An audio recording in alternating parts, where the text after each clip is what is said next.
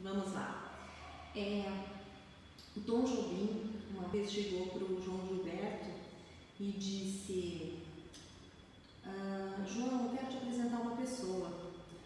E o João disse assim: Tomzinho, não quero conhecer mais ninguém não.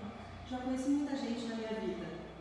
Eu me lembrei dessa história, achei engraçada, eu acho essa história engraçada e me lembrei que você comentou comigo que não queria conhecer personalidades assim. Hoje em dia isso não te interessa muito, mas que você pegaria um avião e iria para Nova York para conhecer a biógrafa da Sylvia Plath. Eu queria saber por que esse interesse, o que você leu dela, como surgiu isso? Em primeiro lugar, eu gostaria de dizer para você que a sua pergunta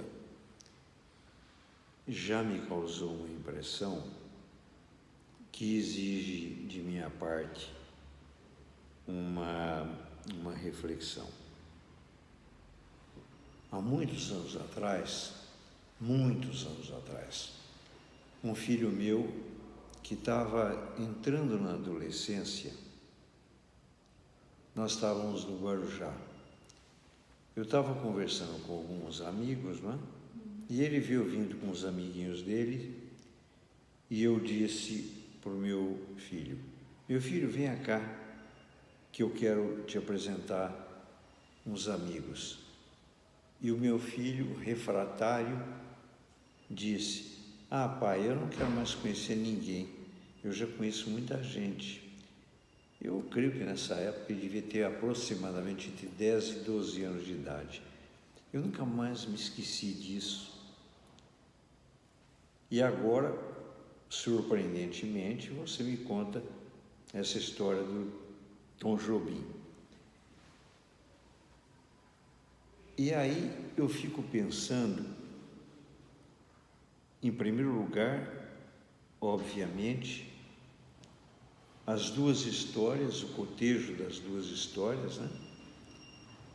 O quanto é que para mim isso significa em termos do que os americanos chamam de serendipity, que é mal traduzido para o português por sincronicidade, mas na realidade é um fenômeno não explicável, não explicado, mas que ocorre na realidade e que a gente tem que ter a competência de pelo menos consignar como eu estou registrando. Se você me perguntar: e daí, Jacó? Ok, na sua infância o garoto disse isso. Aí eu venho aqui, a gente programa um trabalho e eu te conto essa história do Tom Jobim. Que diabo tem a ver uma coisa com outra? Eu não tenho a menor ideia do que tem a ver. Sim. Mas tenho a sensação óbvia e nítida, para mim, nítida, de que atrás disto existe um tecido, e este é a tessitura, esta é, na minha opinião, a tessitura de estranhamento da realidade que magnifica as nossas existências. É exatamente isto que é algo que me surpreende a cada instante, que me encanta e que eu acredito que é talvez o grande mistério da existência, mistério esse que não é mesmo para ser desvendado. Na minha opinião, só os pobres de espírito entram em laboratórios de física ou entram em congressos de psicanálise ou de filosofia e ficam dedicando milhares de horas para tentar entender o espírito da vida. O espírito da vida se manifesta através do brilho desses estranhos acontecimentos, dessas esquisitas ocorrências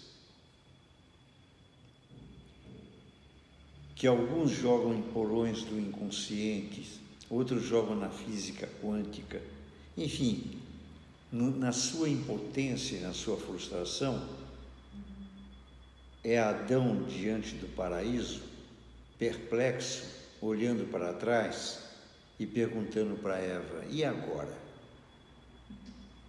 E agora? Perdemos o fio da meada, está perdido. E nessa perdição, nós temos ainda assim o presente milagroso de entender que alguma coisa continua acontecendo nos luminares do tempo e do espaço.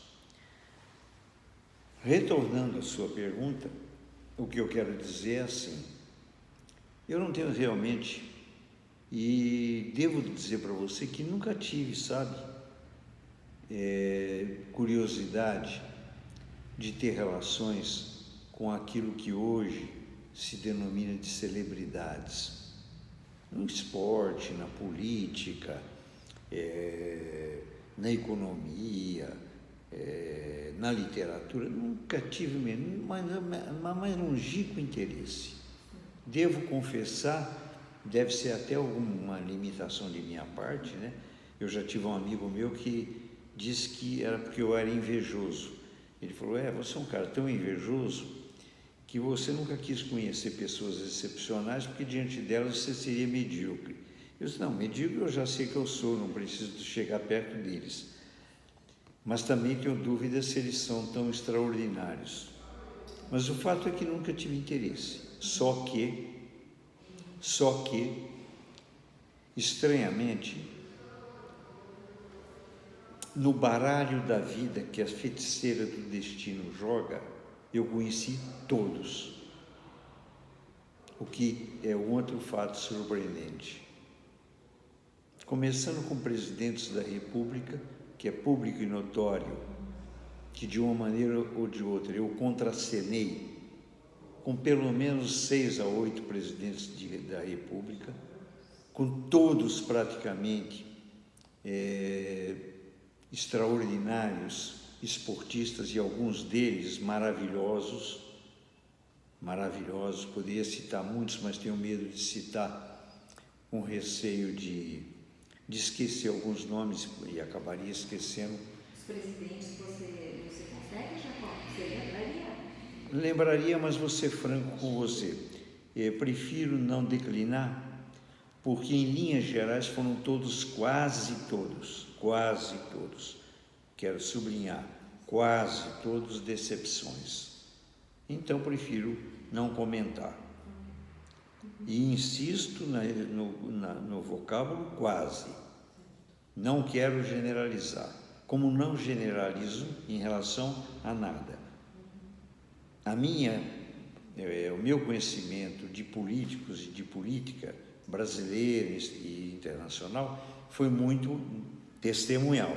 Hoje faz parte de uma porção de biografias, de histórias do Brasil e de milhares de relatos, não é? Episódios que eu acompanhei de perto, participei, fui testemunha, atuei. Quero dizer para você que considero a política brasileira quase um charco. É algo, um lodaçal. Lamento profundamente milhares de horas perdidas por idealismo, por amor à pátria, amor esse que é considerado hoje um escândalo, porque é considerado uma pieguice estúpida. Sequer você imaginar essa ideia de amor à pátria. Mas como eu sou mesmo um sujeito piegas, eu deixo claro que um dos grandes amores da minha vida, uma das grandes paixões da minha vida é o Brasil, em todos os sentidos. Amor, muitas vezes com tristeza, com lamento, mas sempre um sentimento absoluto de afinidade eletiva, para usar a expressão de Goethe. A alma do Brasil faz parte da minha alma. Minha alma faz parte da alma do Brasil. Mas, voltando à política, então, cada vez mais eu me interesso menos por contatos com pessoas que são muito mais produtos midiáticos, criados por jogos de interesse, do que indivíduos com virtude, com substância, com valor histórico. Hoje mesmo, na hora do almoço, eu tive a oportunidade de estar com o pessoal que estava participando dessa Taça das Favelas, que é um encontro de jogos, né? No Pacaembu, na frente do meu consultório. E o pessoal da Zona Sul, sabendo que eu estou por ali, e eu tenho essa afinidade com esse pessoal, fiz questão da gente se cumprimentar. E me deu muita satisfação. E essa é uma das grandes realidades do nosso país, sem demagogia. Eu não sou candidato a nada, pelo contrário, Nunca absolutamente pelo contrário.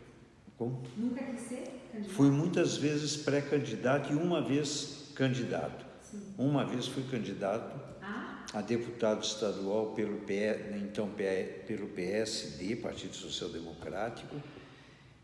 Naquela ocasião, eu fiz dobradinha com o deputado Dagoberto Salles, que era da Frente Nacionalista, e nós fomos indicados pelo deputado Ulisses Guimarães. A quem? Não me lembro o nome, não me lembro. Eu não tenho o menor interesse por datas e queria deixar bem claro que, para mim, a cronologia é um acaso. Então, eu tenho uma memória elefantina, mas não me lembro de datas, não. Mas foi numa época em que se fazia uma história vibrante e, aliás, já que comentei sobre políticas e acabou surgindo o nome, quero deixar claro que esses dois nomes aos quais eu me referi, o Dagoberto Salles, que era da Frente Nacionalista, e Ulisses Guimarães, esses eram grandes estadistas, grandes patriotas, e tive muita satisfação em ser candidato, fazendo a campanha junto com eles. Diga-se de passagem que eu fui derrotado, na época eu era menino, eu devia ter, sei lá, 20 e poucos anos. Para aquela época tive uma votação até que razoável, para quem não tinha 10 centavos para fazer campanha, devo ter tido aproximadamente 1000 votos, o que eu considerei, e foi um número extraordinário, né, de votos, e, enfim, foi uma campanha bonita, mas posteriormente fui pré-candidato várias vezes, né, fui pré-candidato pelo PDT, foi uma indicação da deputada,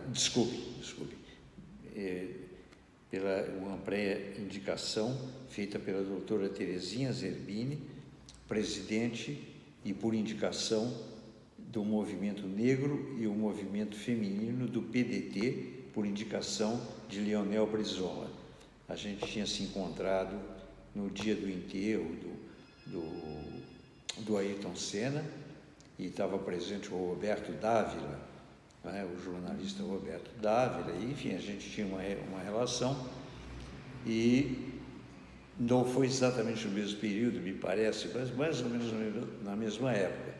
De qualquer maneira, rendo aqui uma homenagem a essa mulher extraordinária, grande figura da história do Brasil, e eu tive a oportunidade, inclusive essa semana, de estar com a filha dela, com a doutora Eugênia Zerbini, também filha do meu saudoso e querido amigo general Eurílio de Jesus Zerbini, um dos grandes nomes da história do Brasil, que foi meu comandante no 4º Regimento de Infantaria, época na qual ele me propôs e eu criei o serviço social, criei um projeto para a criação de serviço social no Exército Brasileiro. Já existia, e eu criei um projeto e fiz o trabalho como oficial. E comandei a primeira companhia de fuzileiros naquele período. 2 grandes brasileiros, Terezinha Zerbini e Eurílio de Jesus Zerbini. E nem sequer considero que sejam políticos. São grandes patriotas e que inclusive pagaram preço pesadíssimo, pessoal, de perseguição, de sofrimento, de dor, pelo amor ao país. Então, voltando, não sei se isso responde à sua pergunta, mas complementando finalmente, Sylvia Plath, a grande poeta, né, norte-americana, e a jornalista que escreveu um trabalho sobre viés de psicanálise. Então, repetindo, o que eu diria para você é: quando eu tenho conhecimento e sei de alguém, seja quem for, por exemplo, tem um casal de japoneses que eles têm uma pastelaria na Rua dos Estudantes, aí na Liberdade. Eles fazem um pastel japonês que é de sabor extraordinário. Então, às vezes, eu sacrifico num tempo difícil, pego o automóvel, vou lá na Rua dos Estudantes para comer o pastel feito por esse pessoal e conversar um pouco e ouvir um pouco da arte da culinária deles.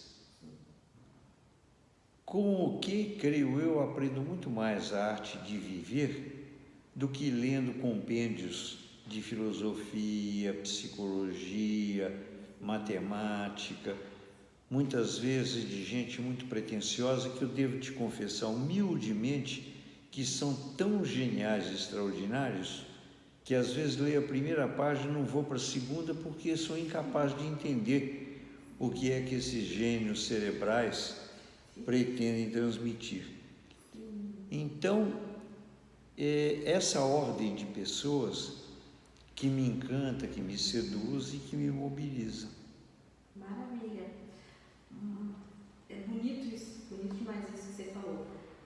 Mas voltando um pouquinho para a biógrafa da Sylvia, você chegou a ler o livro, a biografia, por onde você tomou Sim, não, eu só li, eu só conheço através da biografia e realmente os meandros e as tentativas de explicação que ela produz, os cuidados e o relevo, o carinho com que ela analisa os personagens, a delicadeza e a sutileza.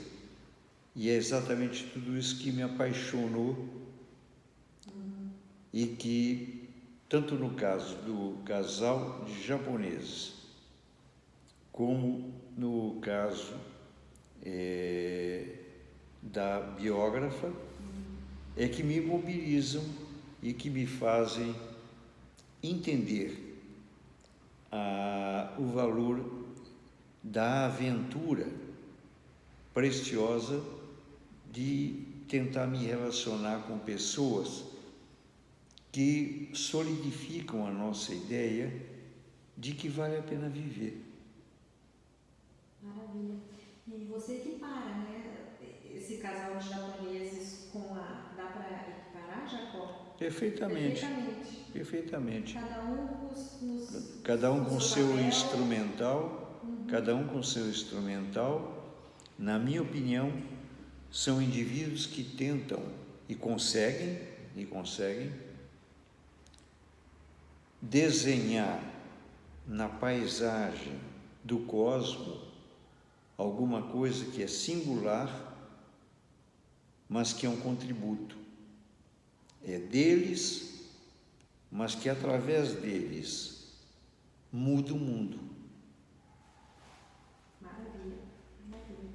Posso fazer uma segunda pergunta? Claro.